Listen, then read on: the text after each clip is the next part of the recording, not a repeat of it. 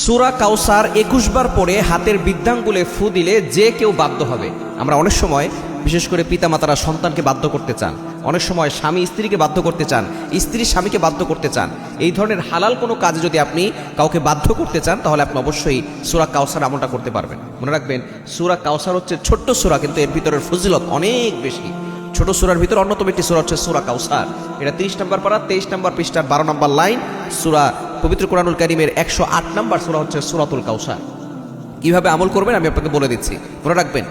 শুরুতেই বলে দিচ্ছি, হারাম কোনো কাজে যদি আপনি এটা ব্যবহার করতে চান তাহলে কোনো কাজ হবে না, কারণ হালালের ভিতরে আরাম আছে, হারামে কোনো আরাম নাই। অনেকে গার্লফ্রেন্ডকে বাধ্য করার জন্য সূরা কাউসারে আমল করলে কোনো লাভ হবে না। কোরআন দিয়ে ফায়দা নিতে চাইলে অবশ্যই আপনি হালাল কাজ করবেন। যেমন স্ত্রী তার স্বামীকে বাধ্য করতে চাচ্ছে, এটা হালাল সম্পর্ক। অনেক সময় পিতামাতা সন্তানকে বাধ্য করতে চাচ্ছে, এটা যদি কেউ করে, অথবা অফিসের বস সবসময় নির্যাতন করে, অনেক সময় উল্টাপাল্টা কথা শোনায়, এই অফিসের বসকে আপনি যদি বাধ্য করতে চান আপনি সূরা কাউসারের আমলটা করতে পারেন। কিভাবে করবেন? আপনি ওযু করবেন, বিশেষ করে ফজরের নামাজের পরে, 5 ওয়াক্ত নামাজের পরেই করতে পারেন, 5 ওয়াক্ত নামাজের পরে করবেন। আর এ না হলে 5 ওয়াক্ত নামাজের ফজরের নামাজের পরে আর মাগরিবের নামাজের পরে, এই দুইটা সময় মাস্ট বি করবেন। কিভাবে আমলটা করবেন? নামাজের পরেই আপনি প্রথমে 3 বার দুরূদ শরীফ পড়বেন। আমরা যে দুরূদটা নামাজের ভিতরে পড়ি, এই দুরূদটা পড়বেন, দুরূদ ইব্রাহিম যেটা আমরা পড়ি, এই দুরূদটা 3 বার পড়বেন।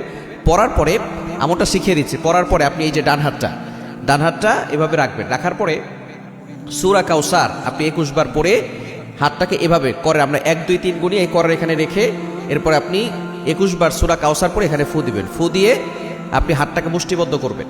মুষ্টিবদ্ধ করার পরে এরপরে আপনি মনে মনে চিন্তা করবেন, যাকে বাধ্য করতে চাচ্ছেন তার নাম 7 বার উচ্চারণ করবেন, আর তার পিতামাতার নাম 1 বার উচ্চারণ করবেন। আর মনে মনে চিন্তা করবেন যে আমি হালালভাবে তাকে বাধ্য করতে চাচ্ছি। এভাবে যদি আপনি টানা 7 দিন থেকে 14 দিন থেকে 21তম দিন পর্যন্ত আমল করতে পারেন, আল্লাহ পাক রব্বুল আলামিন আপনার যাকে বাধ্য করতে যাচ্ছেন সে আপনার বাধ্যে চলে আসবে। আবারও বলে দিচ্ছি, দুরূদ শরীফ 3 বার পড়বেন, এরপরে বৃদ্ধাঙ্গুলটা এখানে রেখে তারপরে আপনি সূরা কাউসার আউযুবিল্লাহ বিসমিল্লাহ সহকারে পড়বেন। পড়ে আপনি এখানে ফু দিবেন। ফু দিয়ে তারপরে হাতটাকে মুষ্টিবদ্ধ করবেন।